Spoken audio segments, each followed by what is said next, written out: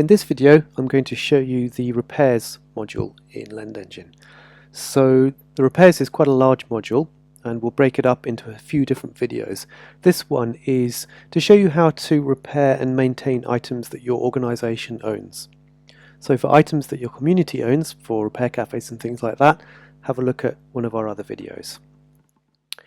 So before we dive into the module, you can actually handle repairs in a very basic fashion without turning the module on, and we'll do that by creating a repair location.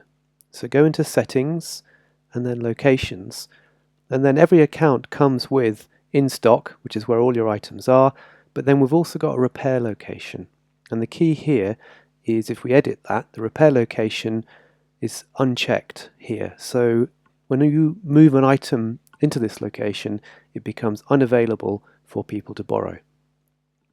Let's have a look at the member site and camping, and this tent is available, but let's say the tent is broken. All you need to do is move it into repair and then do that. It's now not available. It's very basic, and for most users or most libraries you might want to actually create maintenance tasks. So to do that we turn the module on. So let's move that back into in stock.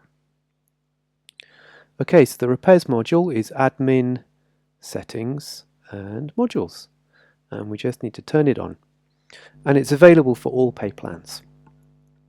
Okay, so let's introduce you to now maintenance types. You can jump in here or you can use the new section on the settings menu here. So let's go into maintenance types, and when your module's first turned on you get a generic repair or issue maintenance type, and you can create as many maintenance types as you like. First of all, let's just create a generic repair. So let's take that tent, and let's say that we've just discovered, while just checking things from day to day, that there's a tear in the tent. So we'll find the tent in admin and we'll drop in and we'll move it. So previously when we moved it into repair, that's all we did. But now that we've got the module turned on, we can actually create a maintenance task, and we'll call it a generic repair or issue, and tear needs fixing. Fairly straightforward. So that moves the item, but this time it now also creates a maintenance task. Here it is. And if we go to our repairs and maintenance main menu item, we can have a look to see all open maintenance tasks, and there's that repair task for the tent. There's a bunch of different filters you can do on here as well. Let's drop into that repair and have a look at what a repair actually involves. There are a few different statuses that the repair goes through: new, planned, overdue, in progress, on hold, things like that. And we'll come back to that in a second. You can actually assign a repair to one of your team members. So maybe you've got cleaners, maybe you've got electrical fixers and so on.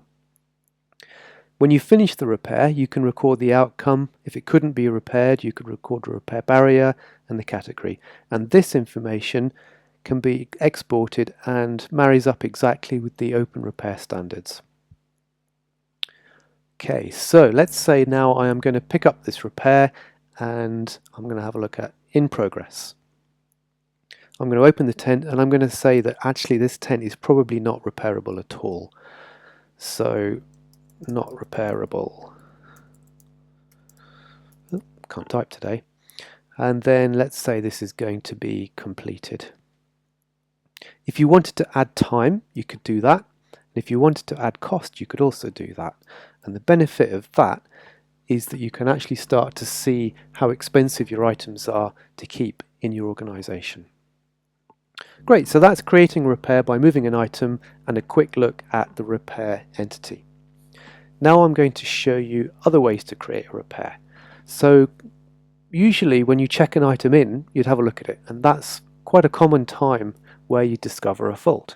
So let's go to one of our loans and we'll check in this item, and that's the point at which any of your volunteers can create a maintenance task.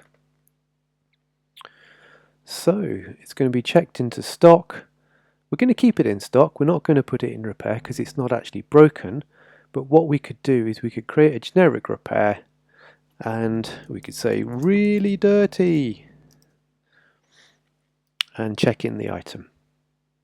If we now go to the item, you'll see that there's due maintenance.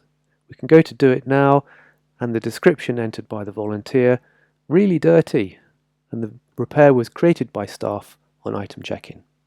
So that's quite a good way of creating repairs as well.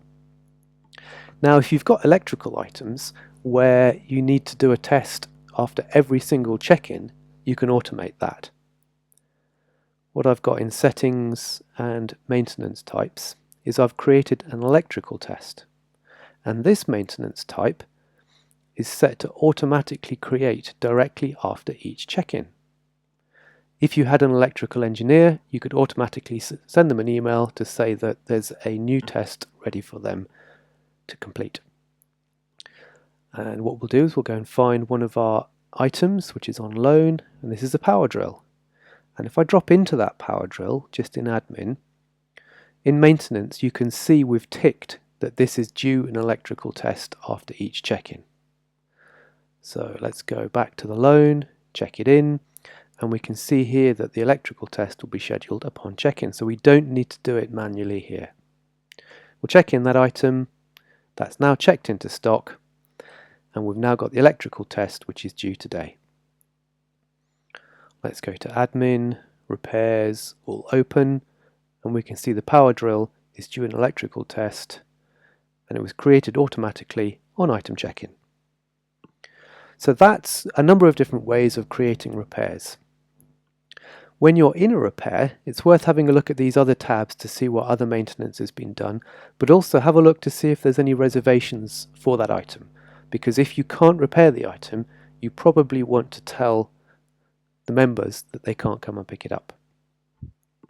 We can add custom fields in here, but I'll do that in a separate video showing you where custom fields come in to the repair process. So all of what we looked at so far is admin managed repairs. Now what we'll look at is how your members can report issues with items. Let's go settings and repairs and module settings. Now this is the key here, the repair type for requests, no this is one, sorry, for issue reports, generic repair or issue. You could create a separate maintenance type called member reported issues perhaps. And that's all we need to put in there. If you want to give them instructions about reporting an issue, you can put that in here. So let's just do that and save. So now if we've got a loan that's open, I don't think we do, we'll have to borrow one, then the member can actually report that there's an issue with the item. So let's go to the item and we will borrow it. Doesn't really matter when we're borrowing it from, so let's borrow it from today just until tomorrow. We'll create a reservation and then we'll check it out. Great, so now the member has got their checkout email, and on that email we've added a button to report an issue with the item, and that button's arrived because we've chosen the maintenance type on the settings just now. If they come into the portal or their loan here, they can also see that there's a report an issue with this item. Filling out this form will let them report the issue. So let's have a look. Battery is dead and submit. That creates a new repair created by the member. Here they can upload pictures or really see the latest status of their repair. And if they go back into their account, they can see what repairs they've raised or what issues they've raised. Let's see what that looks like in admin. Repairs, all open. There's a new one here created by the member that the battery is dead. So that's a good broad overview of the repairs module. In other videos we'll look at custom fields and how to repair items that are not your library items.